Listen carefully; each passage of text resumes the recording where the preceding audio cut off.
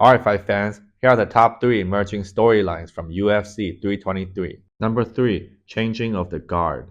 Other than the main event, the overall theme for UFC 323 seemed to be old guard versus new guard, as we have multiple matchups on the card featuring legends taking on top rising prospects. Bruno Ferreira defeated former title challenger, the number 14 ranked Marvin Vettori. It was supposed to be a good victory for Bruno to break into the top 10, but he came in 3 pounds overweight. Still big respect for Marvin for always being willing to fight opponents that come in heavy.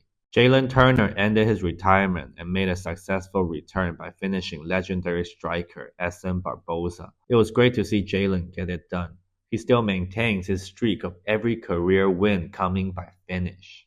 In the main card opener, Bogdan Guskov nearly finished former champion Jan Blachowicz in the second round, really hurting him bad with elbows and ground and pound. But Yan is super technical, durable, and tough as usual and found a way to come back in the third round. I thought a draw was a fair decision, so Yan was able to hold it down for the old guard. Peyton Talbot defeated former 2-division champion Henry Cejudo by decision. Peyton was very composed throughout the fight and showed his improvements and all-around skills, proving he's ready for bigger fights in the bantamweight division's top 10. For Henry Cejudo, it wasn't a storybook ending, but he was able to go out on his own terms this time. He really showed his heart and really won the crowd over by displaying the grit and heart of a champion. When he was badly hurt, he didn't quit but fought back. So huge respect for Henry Cejudo, Olympic gold medalist, former division champion, and definitely one of the greatest combat sports athletes of all time. In the flyweight division, number 5 ranked Tatsuro Taira defeated former champion Brandon Moreno by ground and pound. And with Joshua Van's win over Alexandre Pantoja, it's clear that there was a changing of the guard at UFC 323. The UFC looks to be heading into the Paramount Era with a roster of new stars. Speaking of the co-main event, number 2, Joshua Van wins the flyweight title. In the co-main event, Joshua Van defeated Alexandre Pantoja and became the UFC flyweight champion. It was one of those freak accidents, but it was Van who caught the kick and pushed Pantoja backward, ultimately causing the injury and TKO. It wasn't the way he would have wanted to win, but it was a fair win nonetheless. It was very unfortunate for Pantoja, such a dominant and respected champion, to lose his title under these circumstances.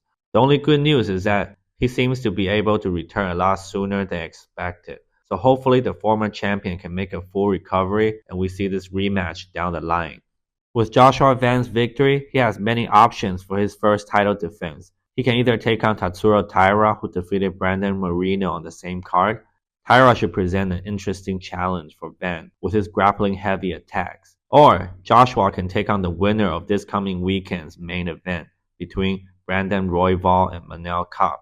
Who wouldn't want to see Joshua Van versus Brandon Royval, the sequel? Either way, Joshua has a ton of options heading into the new Paramount Era. Number 1. Petr Yan defeats the Machine. Petr Yan avenged his loss and defeated Merab Dvalishvili, becoming the UFC bantamweight champion for a second time. Yan came prepared this time around, stuffing Merab's takedowns, applying constant pressure, and hurting him with kicks to the body multiple times. Merab was a bit too comfortable on the feet and was rocked early by a huge shot in the first round. He just seemed a step behind after that, and this seemed a lot slower than usual. All the weight cuts and quick turnarounds for championship fights definitely hindered his performance, but Petr Yan's boxing, pressure, and takedown defense were just on point tonight, hurting Merab throughout 5 rounds. It was an exciting fight and Merab tried to do everything he can, but Yan was just better on this night. It's unreal to fight 4 times a year, especially in 5-round championship fights, so we really have to give credit where credit is due. This loss should not take away from his legendary run this year. Merab was such a dominant active champion, and he'll be back stronger with proper rest and adjustments. A trilogy between the two men is definitely the next fight to make. We should really respect and enjoy these fighters when they're on a run, because it can be over in an instant. Thank you for watching. Please like and subscribe to the channel. Until next time.